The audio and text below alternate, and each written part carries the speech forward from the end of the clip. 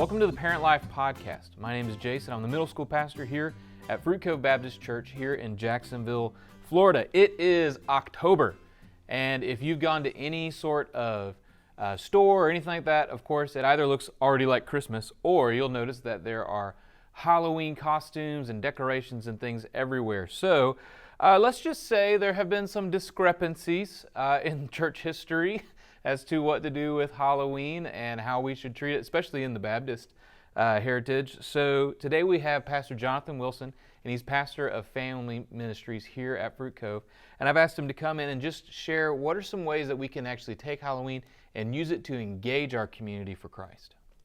Great question, Jason. Let me share two stories that have really shaped where I currently stand on Halloween and neighborhood outreach. You know, what can a believer do to reach neighbors?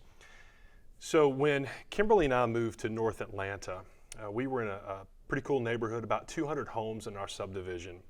And early on, we heard about this house that was on the street right behind our street that hosted a neighborhood Halloween party. And so this was even before we had Laney. We went and checked it out, and let me tell you, we came up to the house, and you could see from a ways away that there was a large crowd gathering. And so we go and we talk to several neighbors that we knew, and we're interacting, and we walk into the garage that was set up basically as this buffet of food. And let me tell you, Who doesn't want to be there, right? There were hot dogs and like 3 or 4 different kinds of chili, all the toppings, all the fixings. There were chips, there were casseroles, there were desserts. It was a party. And families were gathered in this yard and just connecting, just fellowshipping, just hanging out before trick or treat. Now here's the kicker.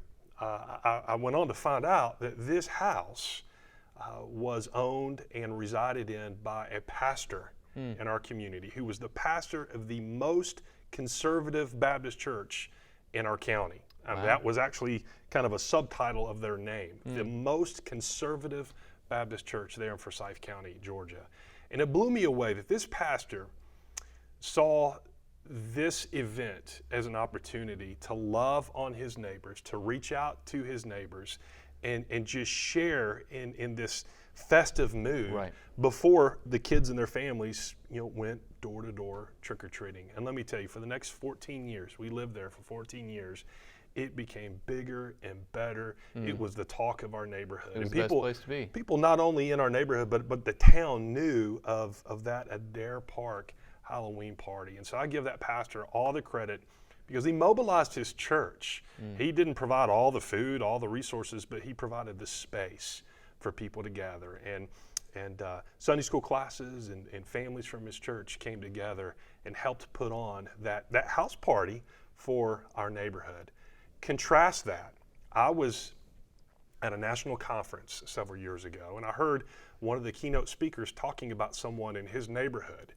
And these guys actually live in North Atlanta, not far from me. But the story, when he started describing that this Christian leader, his Halloween giveaway were tracts, Christian tracts. Now, there's nothing wrong with tracts. They have had big influence in the lives of people. They have led people to the Lord. But this Christian leader was not giving out any candy. He was just giving out these paper tracts that had like a little candy corn logo on the front. And his kids came by and said, trick or treat. This gentleman just put the tract in their bag. For me, it got even more personal because this speaker sharing the story shared that it was the leader of an evangelical missions organization located in it was my boss. Oh, wow. It was my boss that was giving out the tracts. And I was like, oh, man, that is kind of embarrassing. So you see the difference in mentality where one pastor really wants to make it a festival, a gathering place for people to connect.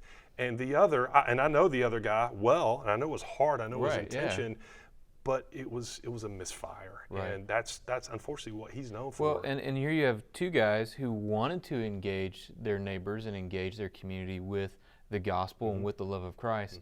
But again, it's all about how we present ourselves, and really more of how Jesus may even would have presented himself in a festival with the community like that.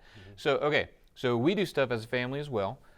We actually go with our neighbors, and we'll go like all trick-or-treating through our community and our cul-de-sac and stuff like that. All our kids are running together, and some of them are church, some of them are not church, and we love it. It's one of the best events that we get to do as families.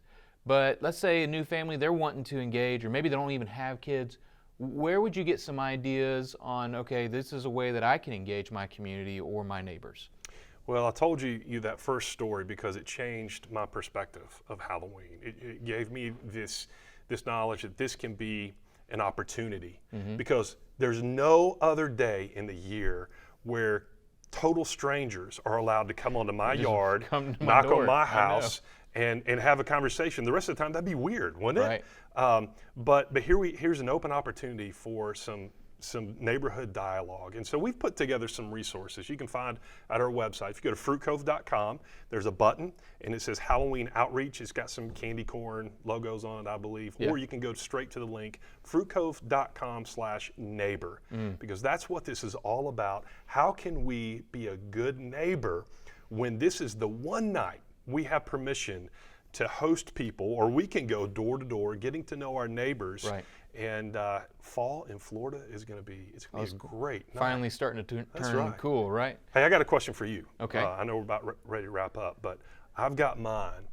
What is your favorite Halloween costume from childhood? Oh, from childhood. Yeah. Mine, I'll let you think. Yeah. Stormtrooper. Stormtrooper? Yeah, it's the kind where you went to the drugstore and there were boxes.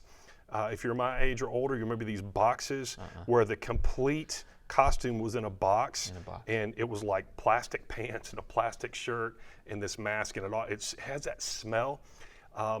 They don't have them anymore because they were probably very unhealthy and very unsafe. But those Stormtrooper outfits were the best. What was yours? Carcinogens in it. So actually, my dad dressed me up one year as John Wayne. And I thought it was the coolest thing ever. He put me in his boots with his buckle, but I remember I was like 7, and the buckle was like this on me. It was like a dinner plate on me. But hey, I won that year at the church's Fall Festival, Best Dressed Kid. Well, I can see. Hey, so if you see Jason in the community, if you see John Wayne in the community, Halloween, trick-or-treating, you know it's Jason. It might be me. It might be me. Hey, so parents, I hope that this really spurs on some thoughts of how you want to engage your neighbor with the gospel. We've had friends do everything from Halloweeners, where he's giving out hot dogs to anybody who comes by, to the big candy bars, so that you're the cool house on the block. Listen, just ask Jesus, what would you have me do if my neighbor is going to come to my door and I get the chance to share the gospel with them? Hey, I hope this was a wonderful episode for you. If you have any questions about Fruit Cove and our ministries in the church, go to fruitcove.com. We'd love to interact with you as part of the Parent Life podcast. You can go to parentlife@fruitcove.com and send us an email. And we'd love just to get to know you and hear about some of the ways that maybe you're going to celebrate Halloween as a family this year. Thank you so much, and we'll see you next week. Let me share 3 things. Be intentional, be creative, be that house. Be the house. If you're going to do this, do it right. Be the house that your neighbors appreciate the effort and time and resources that you put into this. Let's have fun with it. Well, hey guys, thanks again, and we'll see you next week.